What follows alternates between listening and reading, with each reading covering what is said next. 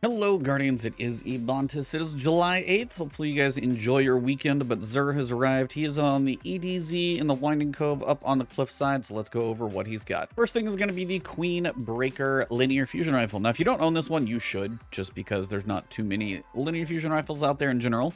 It is an arc one, which sometimes those can be a little harder to come by, but we do have some options for those at least now in the new dungeon.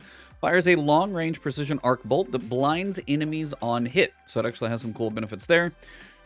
You can either do combat sights or marksman sights, then you can do hip fire grip or quick draw, depending on the perks that you're looking for.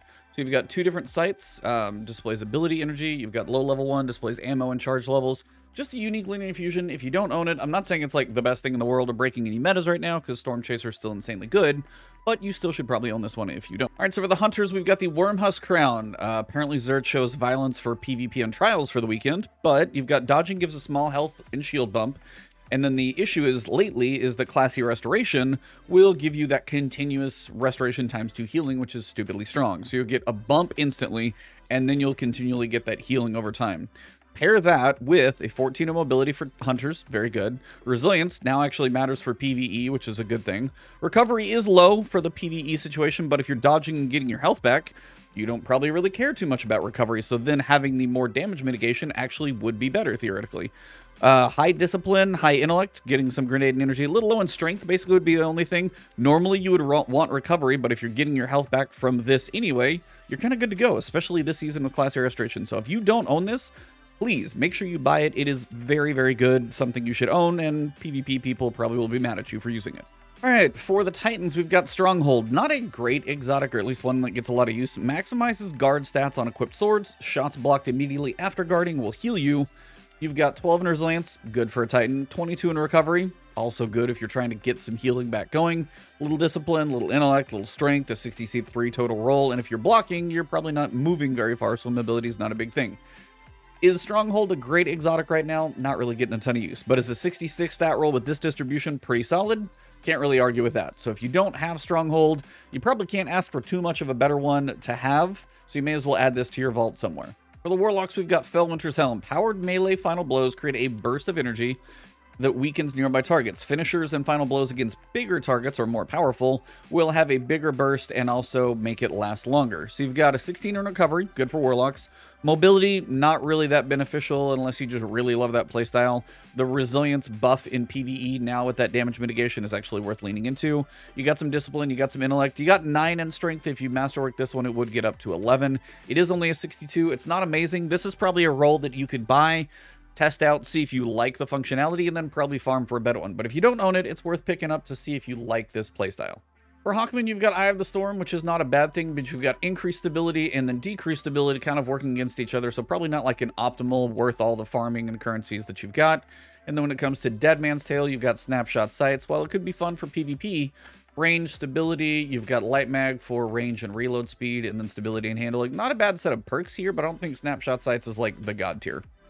Alright, for your legendary weapons, we've got a Slide Shot Swashbuckler, 7 Seraph Carbine. It's fine, I just don't think it's like an amazing roll. Again, if you feel like you have a different opinion about these legendary weapons, comment below, because I'm not going to claim to know all the perfect rolls for every situation.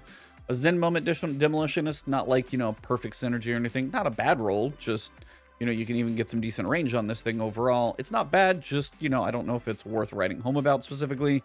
Surplus and Tap the Trigger, there's definitely better versions of this weapon.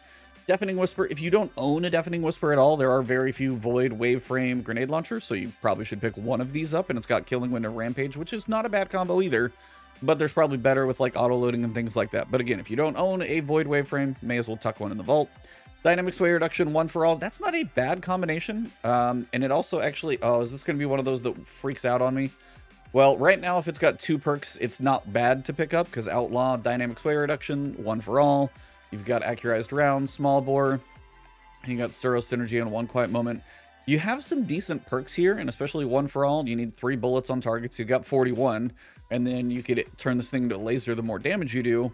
But again, Sorrow's Verse, I don't think this is like an amazing auto. If you need an arc auto, though, there's much worse you could ask for. Then you've got Burst Guard and Tireless Blade. This is not a fantastic roll for most swords. And then finally, you've got Snapshot and Explosive Payload. Pretty much takes all the range out of it, even though you don't really need that on a sniper rifle. Snapshot sights, you've got range, stability, reload. It's fine. I don't think this is a god roll either. So when it comes to the legendaries, if you don't own a Deafening Whisper, probably should pick one up. Other than that, I don't think there's anything here that I'm missing. If there is, comment below. Let me know if there's a god roll that I'm not calling out. As for the legendary armor for the Titan, we've got the gauntlets that are really the only thing worthwhile, but damn are they ever. You've got a 30 in resilience. Titans now with that damage mitigation, getting your barrier back for any subclass, a good thing, and a decent amount of discipline, intellect, and strength for all of your abilities. Can't really complain here. Could I use more mobility or recovery a little bit? Sure, but resilience is the Titan stat, and you have loads of it here. You got a 58, a 59, and a 58. Not really much else worth there. Let's check the other classes. All right, for the Warlock, we've got a massive spike, but only a 59. If you're going for a resilience build, maybe, but I still probably would wait. You've got a 60 here, decent amount of resilience and recovery with discipline kind of in the high spikes. If you are looking into getting some resilience armor for your Warlock, but still having recovery in there as well, that's not a bad one, but it's only 60. You've got a 61 here with 2 recovery. I don't know if I can recommend that for a Warlock. Recovery is still very important for your Rift. And the mobility, personally, on this one is kind of at least wasted, depending on what you're going for. The discipline, the strength spike's not bad, but the recovery being 2 for a Warlock, if that mobility was where the recovery was, by all means, but not quite on that one. And then here on the 63, this one's better, low on the resilience, but again, high on the mobility for my preference personally. At least it got some recovery and intellect, but again, or the intellect is kind of wasted with some discipline. So you've got some okay ones here, but none of them that are quite amazing. Let's finally check the Hunters. For the Hunters, you got a couple decent ones as well. You've got mobility at 10 and 18 recovery. So if you're playing into that style and not so much resilience with high grenade energy, not a bad option. Then you've also got a higher resilience here, but again, the low mobility and recovery really depends on the stats you're building into. Again, discipline and intellect. The others are 58 and 58s and not too much worth it.